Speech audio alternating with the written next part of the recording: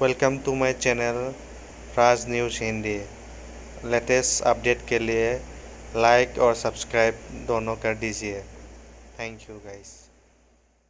मईशत बिल्कुल तबाह हो चुकी है। पिछले 2 सालों में 1.5 करोड़ लोग गुर्बत की सतह से नीचे जा चुके हैं। इस नालायक हुकूमत ने हर मामले पर यू टर्न लिया है। आज सरमायाकारी बिल्कुल खत्म हो चुकी है। अगर पाकिस्तान में वोट को इज्जत न मिली और कानून की हुक्मरानी न आई तो ये मुल्क मुआशी तौर पर मफलूज ही रहेगा। कौम जिन हालात से दो चार है उसकी बुनियादी वजह वो लोग हैं जिन्होंने अवाम की राय के खिलाफ नाअहल हुक्मरानों को मुल्क पर मुसल्लत किया। पाकिस्तान की मईशत बिल्कुल तबाह हो चुकी है। पिछले 2 सालों में 1.5 करोड़ लोग गुर्बत की सतह से नीचे जा चुके हैं। इस नालायक हुकूमत ने हर मामले पर यू टर्न लिया है। आज सरमायाकारी बिल्कुल खत्म हो चुकी है। अगर पाकिस्तान में वोट को इज्जत न मिली और कानून की हुक्मरानी न आई तो ये मुल्क मुआशी तौर पर मफलूज ही रहेगा। गुफ्तगू हो रही है बड़ी दिलचस्प, जहां पर हम तारीख के मुख्तलिफ औराक पलट रहे हैं और तारीख को तसीह उसकी करने की कोशिश कर रहे हैं। क्या नवाज शरीफ साहब को ये बात कल ख्वाब में आके किसी ने बताई है कि मशरक़ी पाकिस्तान कैसे अलहदा हुआ, या नवाज शरीफ साहब को ये बात परसों किसी ने ख्वाब में बताई थी कि किस तरह से फ़ौज हुकूमत में या इस्टेब्लिशमेंट हुकूमतों में हिस्सा लेती रही है? क्या नवाज शरीफ साहब को ये सब कुछ पता नहीं था? क्या वो जानते नहीं थे, या उनका भी मुस्तफ़ा कमाल साहब की तरह ज़मीर अचानक जाग गया?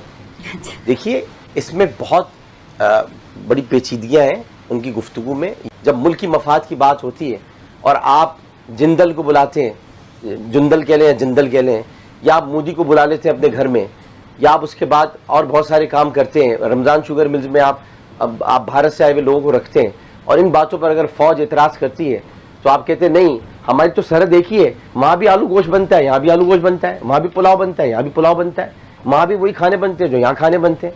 अगर इन बातों पर आपसे कहा जाता है कि आप बातें गलत कर रहे हैं, ये बातें आपको नहीं करनी चाहिए, तो उसके बाद फ़ौज बुरी हो जाती है, उसमें फ़ौज इस काबिल नहीं रहती कि उससे बात की जाए।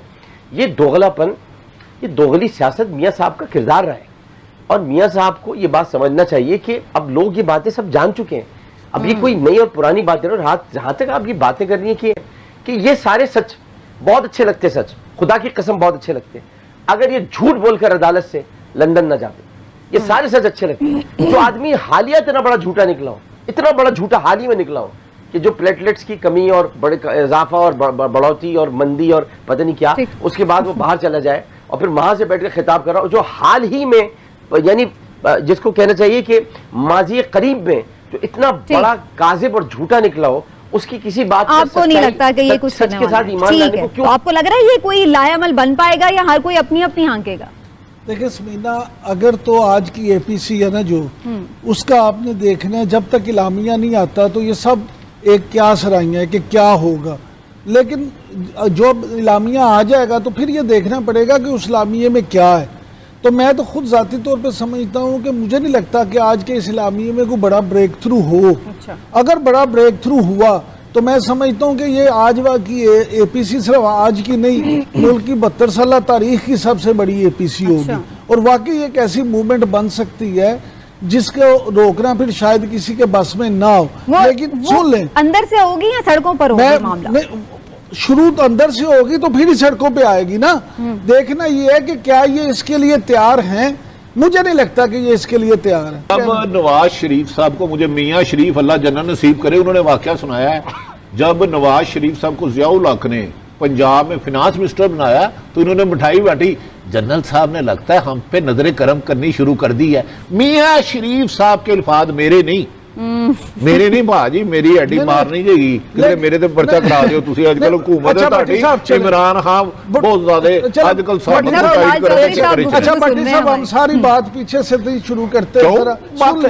फ्यूचर का माजी और हाल से हट के किसी के बारे में फ्यूचर कैसे आप कह सकते हैं? मैं कह रहा हूँ भुट्टो को कौन लाया था? भुट्टो किसके कारण? भाई इसीलिए कह रहा हूँ चोर को चौकीदार में तनकीद करने का हक नहीं है। बात तो सुन लेना, नवाज शरीफ को कौन लाया? मोहतरमा बेनजीर भुट्टो से किसने डील की? उसके बाद इमरान खान साहब को कौन लाया? यहाँ अलमिया ये है कि इस माम में सारे नंगे हैं। देखना तो सिर्फ ये है कि जब ये अपोजिशन में होते हैं तो उनका मौकफ क्या होता है, जब ये हुकूमत में होते हैं इनका मौकफ क्या होता है। अब ये कहना ये सबसे आसान काम होता है कि हम जो है ना जी, हम तो जमहूरियत के लिए हर कुर्बानी देंगे और हम जमहूरियत के लिए हर चीज करेंगे, लेकिन आज के जो एपीसी का मुहावरे पर एतराज है, शुरू से एतराज इस मुहावरे पर है। हाँ कि हम्माम में सारे नंगे, हम्माम में होते ही नंगे हैं भाई, हम्माम में होते ही नंगे, ये भी समझ में नहीं आता ये लोग। आमिर भाई जब हुकूमत आने की आस हो ना, बंदा आगे बाहर ही फटाफट कपड़े उतारता है और मांगने की कोशिश करता है, नहा के निकलो कोई दूजा ना सेलेक्ट हो जाए। दूसरा आमिर भाई, आपको तो ज्यादा पता होगा, वो जो इज्तिमाई इमाम होते हैं उनमें निकट पहन के भी लोग नहा लेते हैं। चले मैं तलाश नहीं है हमारे साथ, दोनों ने बातें की हैं, वो पाकिस्तान की तारीख में मेरे जैसे नौजवानों के लिए वो पाकिस्तान की तारीख पे काला धब्बा है। उन आमरीतों समेत वो तमाम चीजें जिसके लिए ये पाकिस्तान बना था और आज तक हम अपने लोगों को नहीं दे सके, वो रियासत, जो रियासत अपने वोट की, अपने जो फर्द है उसकी हिफाजत ना कर सके, वो उसको सेहत, तालीम, रोजगार क्या देगी, इंसाफ क्या देगी। सो बात ये है, जो उन्होंने बातें की हैं वो तारीखी बातें हैं। मामला पाकिस्तान की मईशत की सेहत का है, मामला पाकिस्तान के वकार की सेहत का है, उसको देखें। मत सिर्फ नवाज शरीफ कह के उसकी मुखालफत लोग कर रहे हैं। मैं बस करें, पाकिस्तान में हुकूमत और ये असेंबली इकट्ठे नहीं चल सकती, हुकूमत और पाकिस्तान इकट्ठे नहीं चल सकता। पाकिस्तान कश्मीर से लेके गरीब की रोटी तक इस हुकूमत के अंदर खोया है। जब मुल्क की मफाद की बात होती है और आप जिंदल को बुलाते हैं, जुंदल कह लें या जिंदल कह लें, या आप मोदी को बुला लेते हैं अपने घर में, या आप उसके बाद और बहुत सारे काम करते हैं। रमजान शुगर मिल्स में आप भारत से आए हुए लोगों को रखते हैं। हमारी तो सरहद एक ही है, वहाँ भी आलू गोश्त बनता है, यहाँ भी आलू गोश्त बनता है, वहाँ भी पुलाव बनता है, यहाँ भी पुलाव बनता है, वहाँ भी वही खाने बनते हैं जो यहाँ खाने बनते हैं। पाकिस्तान में हुकूमत और ये असेंबली इकट्ठे नहीं चल सकती, हुकूमत और पाकिस्तान इकट्ठे नहीं चल सकता।